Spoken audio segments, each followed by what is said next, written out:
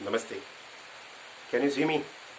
Yes, it's so long after that I'm making this video on second PUC topic, physics. I'm starting from the next topic that we have left in the last video. You may remember. Our next topic is superposition principle. Superposition principle in the case of electric field.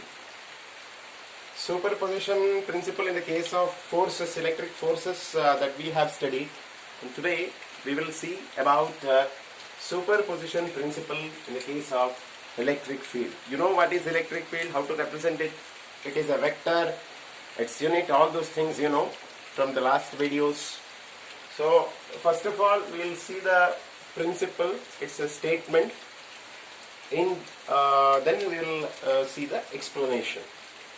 The statement is, carefully listen, read with me. Electric field at any point due to a number of charges is the vector sum of all the electric fields at that point due to each charge taken one at a time. Once again, electric field at any point due to a number of charges is the vector sum of all the electric fields at that point due to each charge taken one at a time.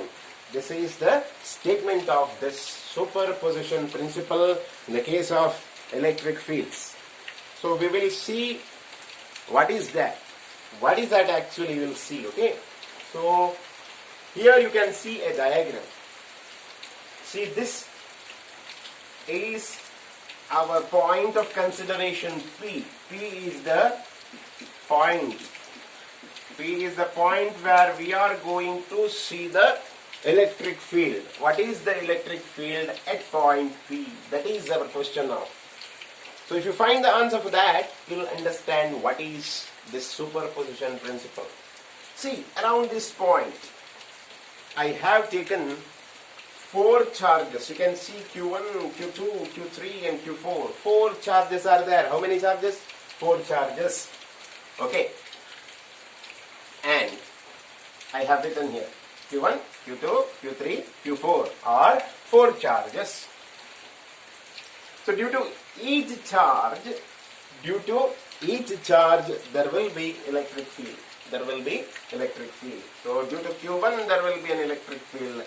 This is that E1. Due to Q2 there will be an electric field. That is E2. Similarly E3 and E4. Obviously it is right now. Each and every charge should be having its own electric field at point P. Is it right?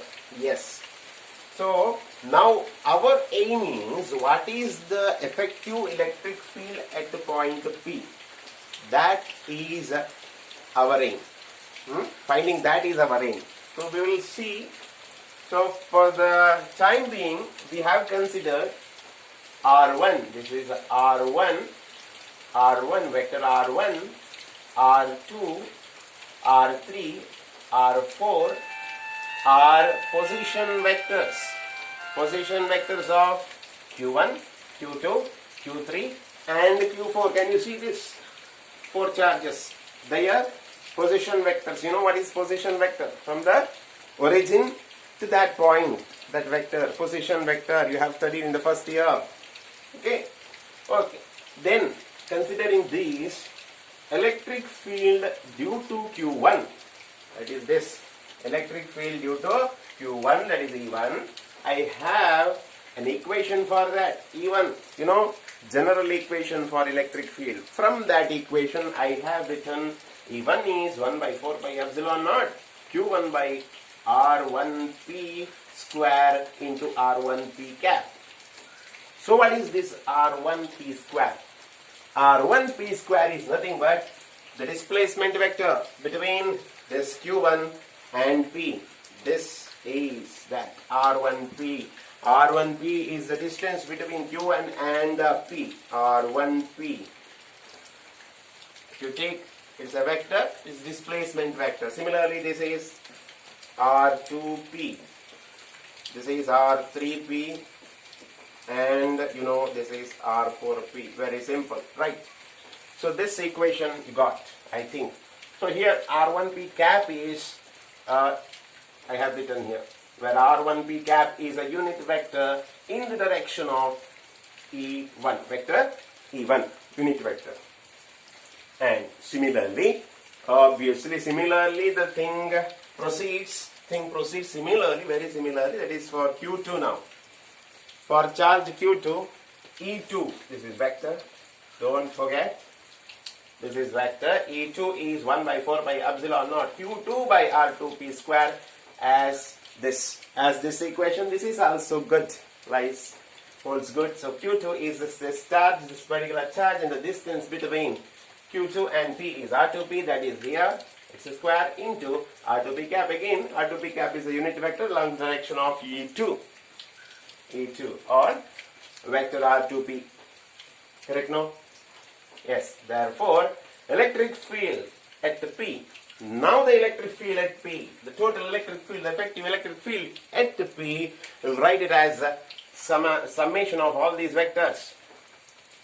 Total electric field, I will take it as E, capital E, is equal to E1 plus E2 plus E3 plus E4. All those are vectors. All those are vectors. For n number of charges, for such n number of charges, the same equation generally will write E equal to E1 plus E2 plus E3 plus etc. plus up to En. This is the general form of the superposition principle. In equation wise we are writing this. Correct now? So this one we wrote, but how to get this vector sum? That one, for example, if you have only two charges, Q1 and Q2, only two charges, just remember how many charges you have now? No Q3, no Q4. If only Q1 and Q2 are lying there at P, the resultant of them can be found like this, E1, E2, their resultant by completing a parallelogram, taking a diagonal of that, you'll get this is the resultant of that. Resultant is E1 plus E2, right? E1 plus E2. Similarly, you'll get for other charges, you are similarly taking the resultants. Then, of course, if there are so many charges, you might have to take again resultant. Correct, no? That one is the method to follow in diagram. So, meaning of the superposition principle is this. Remember this, vector sum. Okay? So, this one is to be included in the statement, taken one at a time. You are considering Q1. Don't bother about Q2 and Q3 at that particular time while writing the equations E1 and E2. Correct now? So, taken one at a time is also important. You may forget this while writing in the examination. You may forget this. Don't forget. If you forget, they'll forget to give you marks also. So, be careful. Thank you for watching. We will meet in the next video.